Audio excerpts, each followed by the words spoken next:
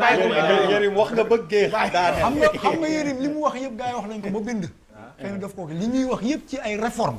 dans les partis politiques c'est dans les rapports du dialogue national. c'est très bien. waaw donc xam nga wax nga loolu yëpp te am na ba pare mais dama ne. c'est très bien man fu ma ci daree mooy ne que lañ fàtte wax ci dialogue bi. gis nga réew dañ koy organiser. société civile wax nga ko sànq ñun ñëpp ci lañ bokk. la presse et tout le monde mais ñun particulièrement qui occupons le terrain. qui dénonçons certains manquements nañ xool suñu bopp man maa ne. dafa am société civile boo xam ne day gagner marché état société civile boobu bu taxee na ma parrainage baax na dama naan ko da ngay parloo parce que dañ lay jox marché dama ne am na société civile boo xam ne day dem. mais est-ce que tu peux être beaucoup plus précis. non Malal li ma wax leer na dama ne. dans notre société civile yan société la. Malal c'est-à-dire xam nga Malal da ngay nommer da nga naan telle association société civile day gagner marché état moo nekkoon ci parrainage bi moo ko validé. voilà diw moo fa nekk waaw mais diw mais am na dara. non c'est important. mais am na dara lu am aussi. saa yi wax fa dëgg yàlla bi ngeen di wax. saa yi daf leen déglu bàyyi leen ko mu eggali rek comme mu ko mais mënu leen ko ne lii ngay wax ak li ngay wax. waaw waaw wax fa dëgg yàlla. waaw teggi leen seen tànk foofu bàyyi leen ko mu wax li mu bëgg a wax bàyyi leen ko mu waxee ko ni mu waaw ni mu ko bëgg a waxee malal tey. waaw loolu tamit dëgg la. fii am na nooy waxee dañuy foog ne da ngay survaloriser wu. waaw non moi on se fréquente. non. waaw non pour ñi ñuy seetaan pour pas ñun ñi ñuy seetaan. dafa am débat boo xam ne Malal. non tu as raison. il faut ñu poser ko Sénégal bu ñu bëggee avancer. xam nga sànq yéen a ngi koy wax ay affaire de responsabilité individuelle et communautaire aussi il faut que les gens soient honnêtes. il faut ñu honnête ñun. li ñuy exiger ci ay Macky Sall ak keneen ak keneen ñun nañ ko xool suñu bopp ndax mi ngi ci ñun ba tey. ba d'abord bàyyi manipulation des masses yi ñu nekkee ça existe dans la presse ça existe dans les partis politiques mais pire même dans la société civile. moo tax ma wax leen muy leer du ma tudd turu kenn amul solo li may wax am na. dama ne dafa am société civile boo xam ne tey jii bu ñuy war a former député yi yow la ñuy jox marché yi kooku boo génnee di valider li état di def damay soupçonner ne que marché yi lay jox la. dafa am société civile boo xam ne dafay dem di signer ñu leen di jox seen i ay weccit par weer bu dee ñu yàq suñu mouvement M23. nga xam ne amul na fi njëriñ am société civile boo xam ne day politique waxuñu fi pour askan wi mais pour candidat lañ fi nekkal tant que ce flou est là ba defuñu statut de la société civile ñu xam suñu place ñun lan la ñun mënuñu arbitrer benn xeex.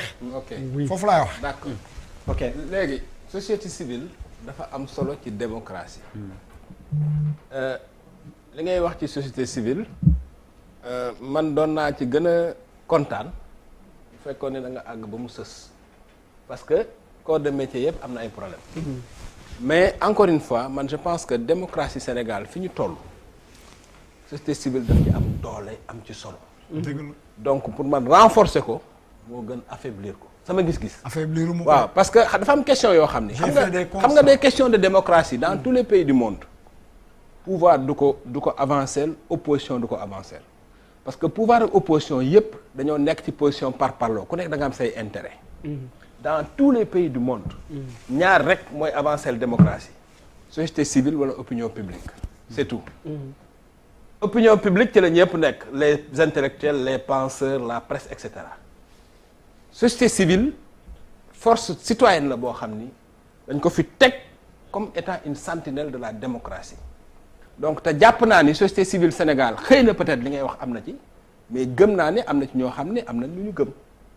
am nañ lu ñu bëgg am nañ fu ñu bëgg a yóbbu réew mi mais ñooñu nañu wax xam nga wax boobu li tax mu am solo tey société civile question yi la bu ñu defoon assise de la démocratie jël question yi wax ko opinion bi teg ko ci table ji. mais kan mooy société civile Yérim kan mooy société lan mooy société civile. mais société civile Sénégal ñëpp xam nañ ko xanaa mooy toutes les associations yi nga xam ne ci mbedd bi ñu ngi xeex.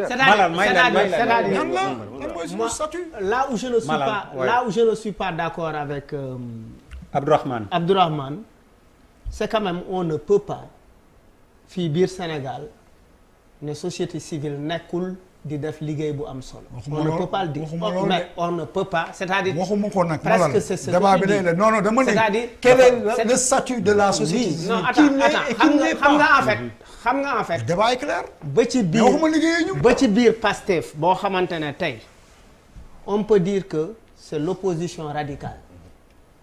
On peut retrouver dans ce même parti des brebis galeuses mais on ne peut pas du tax ñu ne Pastef taxawuñu comme parti d'opposition radicale ñu ngi xeex ci ay principe di nga am ci biir Y'en a marre des échappés mën nga am dans COS M23 ay nit yoo xamante ne dañ koy wuyoo fekk duñu ko et cetera et cetera am na loo xamante ne dafay échapper ce contrôle fan yee passé rek Abdoulaye Wade dàq na fi le maire de Yeumbeul parce que dafa soupçonné ay affaire Bara Gaye soupçonné na ko de taupe wala de connivence ak tel et tel loolu mënul ñàkk te aussi loolu yëpp ci jeu politique bi la bokk lu tax mu bokk ci jeu politique bi Abdoulaye Wade par exemple récemment quand ñoo lànk était parti le voir nuyu ko waxtaan ak moom mu jël 1000 € may leen il l'a effrité dans la presse te pourtant moom moo ne bu leen ko wax kenn seen baay la maa leen ko may et pourtant après moo wëlbati c'est pour porter la confusion oui loolu dafa bokk ci effectivement ci politique tey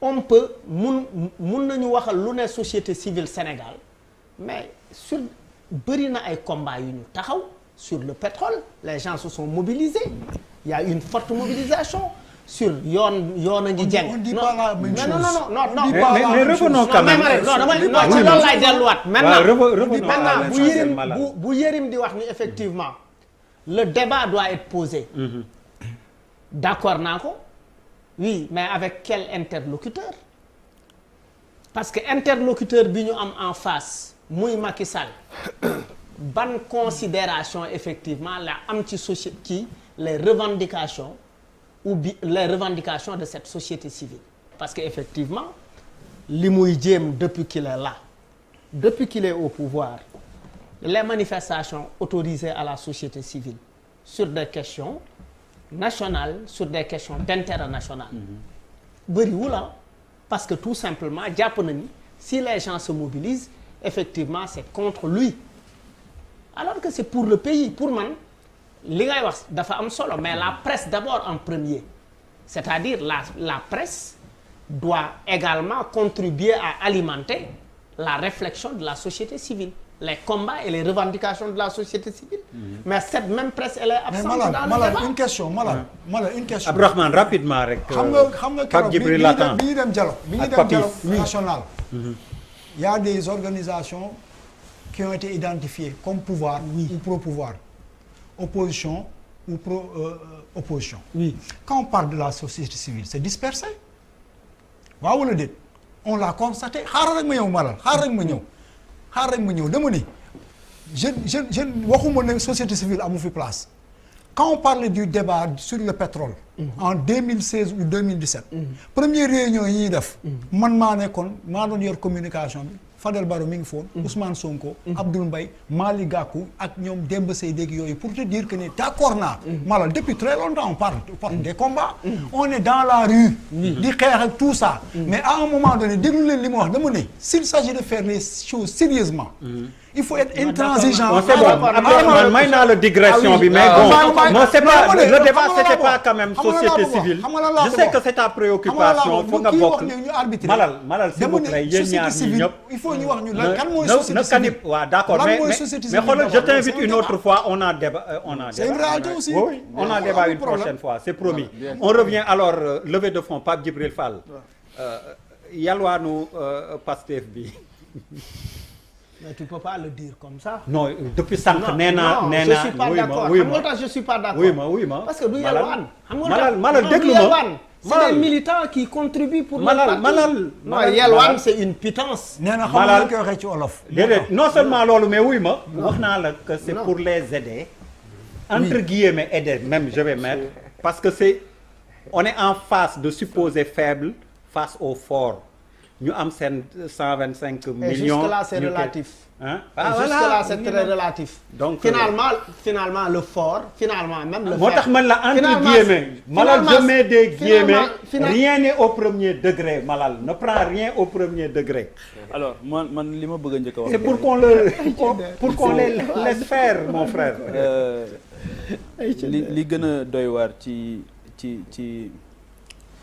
waxtaan mooy mu am rupture de confiance et que boo xoolee débat bi nga xamante ni amoon na en 2011 par rapport ak ministère de l'intérieur ba ñu génne élection yi Abdoulaye Wade am courage opposition bi tamit sëkkatal ko ba ñu génne élection yi détaché ko def ko ministère délégué suma jub jox ko Cheikh Gueye c'est ça pour mu gérer élection yi ndax loolu moo doon dalal xelu te malgré que sax bi ñu ko joxee Cheikh Gueye opposition bi dafa continuer woon di ko récuser mais gis nañ ne ca cëppaandaw ja lañ ci bëggoon xëy na am nañu ko li ma bëgg a wax rek mooy il faut que réew mënuñoo ñàkk nag ay plage de confiance wax na léegi la presse noonu la ko société civile war a nekkee noonu la ko justice war a nekkee noonu la ko tamit yenn département yi war a nekkee nga xamante ni li may jàpp sax ci sunu démocratie yi ñuy tabax